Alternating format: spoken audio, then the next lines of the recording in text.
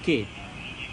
Sementara tunggu soalan dari yang live daripada FB Live ni, saya ada kumpulkan soalan-soalan daripada klien saya dan juga daripada netizen yang tanya saya melalui WhatsApp dan juga FB Messenger. So, salah satu soalan yang selalu saya terima adalah bila cakap pasal harta pusaka faraid, soalan yang pertama antara ditanya kepada saya adalah kenapa anak lelaki dapat lebih dalam konteks harta faraid lah.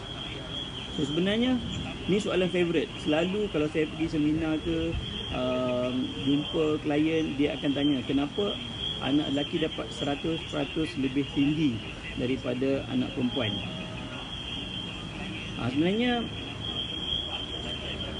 soal jawapannya selalu orang cakap macam tu klise lah kan, sebab sebenarnya anak lelaki mendapat lebih 100% bahagian faraid kerana anak lelaki menerima dengan tanggungjawab. Maksudnya kalau dia terima contoh 100,000 tersebut bukan semuanya milik beliau. So beliau ada tanggungjawab, contohnya kalau masih ada ibu dan ayah, dia ada tanggungjawab kepada ibu dan ayah.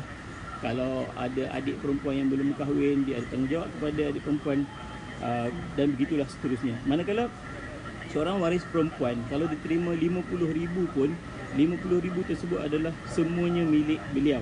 So beliau tidak bertanggungjawab untuk menguruskan ataupun memberi sebahagian daripada bahagian faraid yang dia dapat itu untuk menjaga ataupun diberi kepada kaum keluarga yang lain.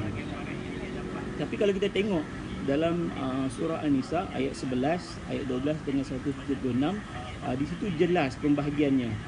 Contohnya bahagian isteri yang tidak ada anak, bahagian suami yang tidak ada anak, bahagian ibu, bahagian ayah, ini adalah bahagian-bahagian yang ditetapkan. Dan di akhir, uniknya di akhir ayat 11, di akhir ayat 12 dan akhir ayat 76 ini, Allah tambah di ujung ayat tersebut, Allah kata sesungguhnya Allah Maha mengetahui dan juga Maha bijaksana. So sebenarnya kita tak tahu kan, kita mungkin merasakan bahawa sepatutnya anak lelaki dan anak perempuan dapat sama banyak. Tapi dalam ayat-ayat ini Allah kata Allah lebih mengetahui dan Maha bijaksana. Mungkin anak yang kita tak tahu anak yang manakah yang akan menjadi barakah kepada kita bila kita tak ada nanti. Mungkin yang dapat sikit tu lebih menjadi barakah kepada kita, mungkin dapat banyak tu lebih menjadi barakah kepada kita. So kita tak tahu. Tapi kalau kita merasakan ada keperluan, kita ada hasrat lain, kita tahu kita ada anak lelaki, anak perempuan kita dapat kurang kalau mengikut faraid, tiadakah cara lain untuk kita memberi harta kita kepada anak perempuan? Sebenarnya ada, cuma kita kena buat masa kita hidup. So kita boleh guna, contohnya kita boleh gunakan instrumen hibah, di mana hibah ni dia tidak terhad kepada waris. Kita boleh bagi kepada siapa-siapa, kepada dalam jumlah yang bagaimana, aset apa kita boleh bagi, dengan syarat kita melakukan tindakan memberi hibah tersebut masa kita masih hidup. Ataupun kita juga boleh melakukan amanah, di mana kita asingkan sebahagian harta kita ni, kita letak dekat dalam akaun amanah untuk ditakbir. Dan kita boleh tentukan siapakah waris-waris ataupun beneficiary kepada harta yang kita letak di dalam amanah tersebut. Selain itu, kita boleh guna juga wasiat 1/3. Orang Melayu kalau cakap pasal wasiat, selalu kita ingat bila nak buat wasiat ni, kita nak bagi harta kepada anak kita, nak bagi harta kepada isteri kita, nak bagi harta kepada suami kita. Sebenarnya ini bukan wasiat yang dianjurkan oleh syarak. Wasiat yang dianjurkan oleh syarak ini, wasiat 1/3 adalah diberi kepada bukan waris faraid. So maksudnya kalau kita ada anak, kalau kita ada isteri, kita ada ibu dan ayah, wasiat 1/3 ini penerimanya bukanlah mereka. Sebaliknya mungkin kita nak bagi kepada masjid untuk tujuan sedekah, kita nak bagi kepada anak angkat.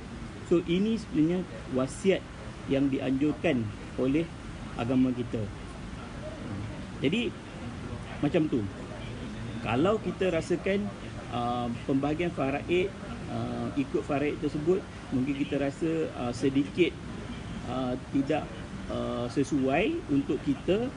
Contohnya mungkin anak perempuan tersebutlah yang menjaga kita, yang selalu tengok kita, mungkin balik ke kampung ziarah kita, selalu ambil berat hal hal ehwal kita, sakit demam kita nak bagi lebih dekat dia.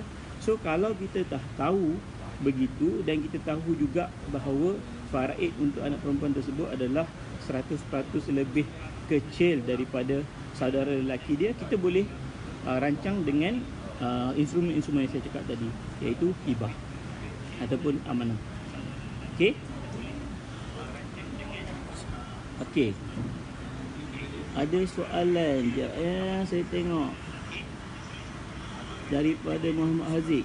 Kalau kita beli harta, contoh kereta, kalau kita decide bagi kat keluarga